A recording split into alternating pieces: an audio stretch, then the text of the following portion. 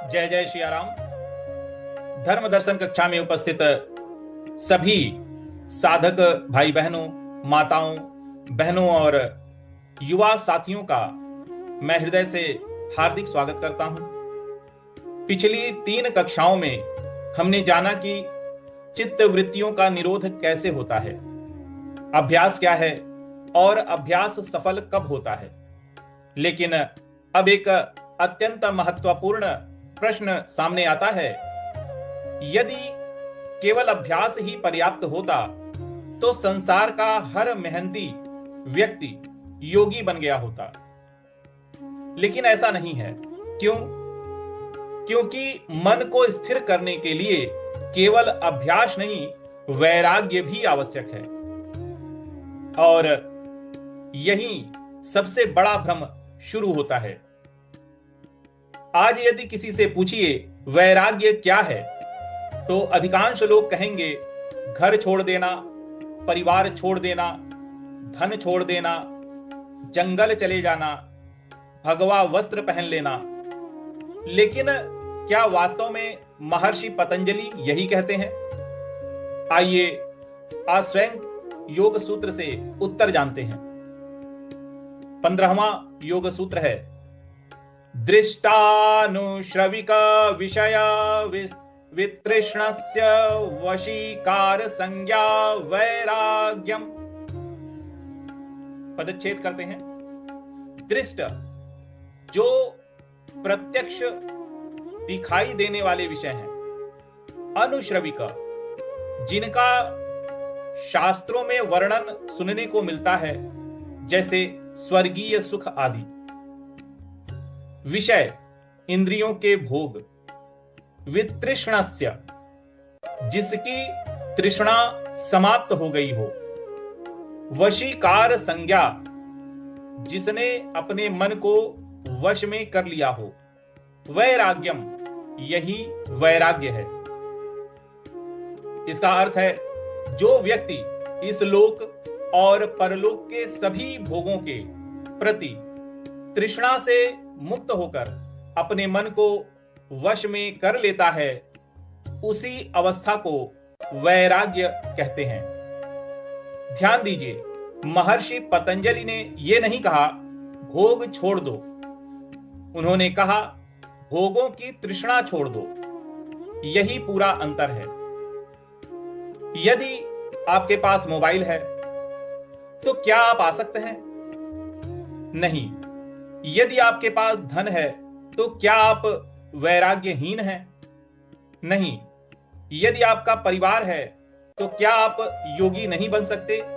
बिल्कुल बन सकते हैं। समस्या वस्तुओं में नहीं है, समस्या है उनके प्रति मन की दासता में। मान लीजिए 2 व्यक्तियों के पास एक जैसी कार है। पहला व्यक्ति कहता है कार मेरी सुविधा है। दूसरा कहता है कार ही मेरी पहचान है। दोनों के पास समान वस्तु है, लेकिन एक स्वतंत्र है, दूसरी उसी वस्तु का दास है। योग दूसरे व्यक्ति को मुक्त करना चाहता है। तृष्णा क्या है?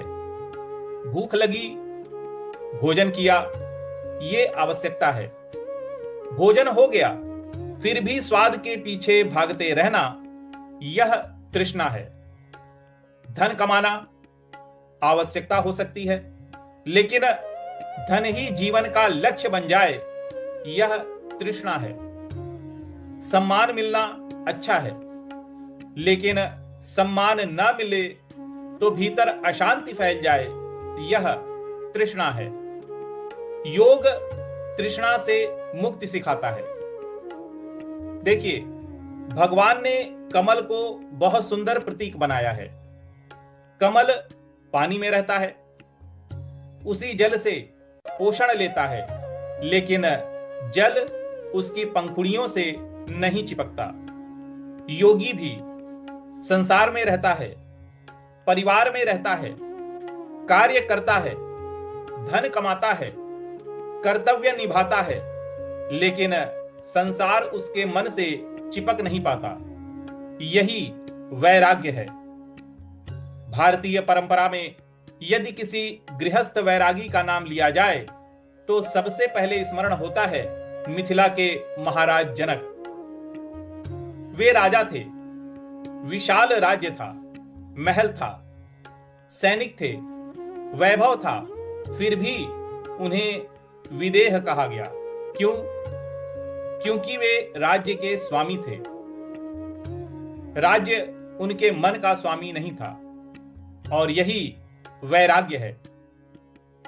भगवत गीता में भगवान श्री कृष्ण कहते हैं, विहाय कामान्यः सर्वान् पुमांश्चरति निष्पृहः निर्ममो निरहंकारः स शांतिमधिगच्छति।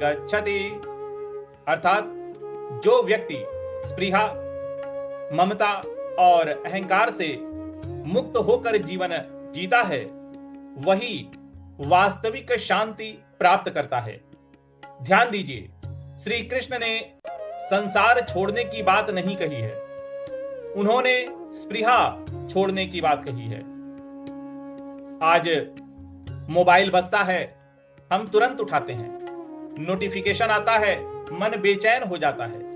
किसी की पोस्ट पर अधिक लाइक आ जाए तो मन तुलना करने लगता है। ऑनलाइन सेल लगी तो बिना आवश्यकता के खरीदारी करने का मन होता है। यह सब आधुनिक तृष्णा के रूप हैं। प्रश्न मोबाइल का नहीं है, प्रश्न यह है कि क्या मैं मोबाइल का स्वामी हूं या मोबाइल मेरा स्वामी बन गया है। एक प्रेरक प्रसंग है। एक संत नदी के किनारे बैठे थे। एक युवक आया और बोला, गुरुदेव, मैं वैराग्य लेना चाहता हूं। संत ने पूछा, क्या छोड़ना चाहते हो? युवक बोला, घर परिवार धन। संत मुस्कुराए और बोले, यदि इन्हें छोड़ भी दिया लेकिन मन में उनकी इच्छा बनी रही तो क्या वैराग्य आ जाएगा? युवक मौन हो गया। संत बोले, पहले मन की गांठ खोलो, फिर चाहे घर में रहो या वन में, तुम स्वतंत्र हो जाओगे। तो आज स्वयं से पूछिए कि यदि मेरा मोबाइल एक दिन के लिए बंद हो जाए, क्या मैं बेचैन हो जाऊंगा? यदि कोई मेरी प्रशंसा ना करे तो क्या मैं दुखी हो जाऊंगा? यदि थोड़ी आर्थिक हानि हो जाए तो क्या मेरा संतुलन टूट जाएगा? यदि उत्तर हां है तो वस्तु समस्या नहीं, आसक्ति समस्या है। वैराग्य का अर्थ संसार से भागना नहीं है। वैराग्य का अर्थ है संसार में रहकर भी भीतर से स्वतंत्र रहना। वैराग्य का अर्थ वस्तुओं का त्याग नहीं, वस्तुओं की गुलामी से मुक्ति है।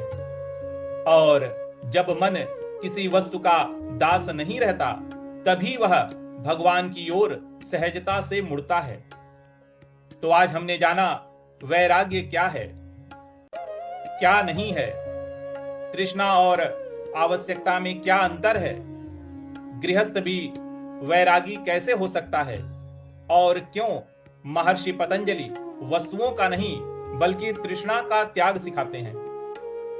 लेकिन क्या यही वैराग्य अंतिम अवस्था है? नहीं।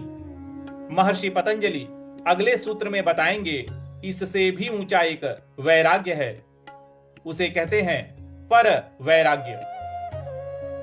यदि आज की कक्षा ने आपके मन में वैराग्य की सही समझ उत्पन्न की है तो इस ज्ञान को अधिक से अधिक लोगों तक पहुंचाइए। धर्म दर्शन कक्षा को सब्सक्राइब कीजिए, वीडियो को लाइक कीजिए और अपने परिवार, मित्रों तथा साधक साथियों के साथ इसे अवश्य शेयर कीजिए। आज कमेंट में अपना संकल्प लिखिए, मैं वस्तुओं का नहीं अपनी तृष्णा का त्याग करूंगा। अगली कक्षा में हम 16वें सूत्र का अध्ययन करेंगे और जानेंगे पर वैराग्य क्या है, सामान्य वैराग और पर वैराग्य में क्या अंतर है। क्या केवल आत्म साक्षात्कार के बाद ही पूर्ण वैराग्य संभव है? त्रिगुणों से परे उठने का क्या अर्थ है? सभी को जय जय श्री राम।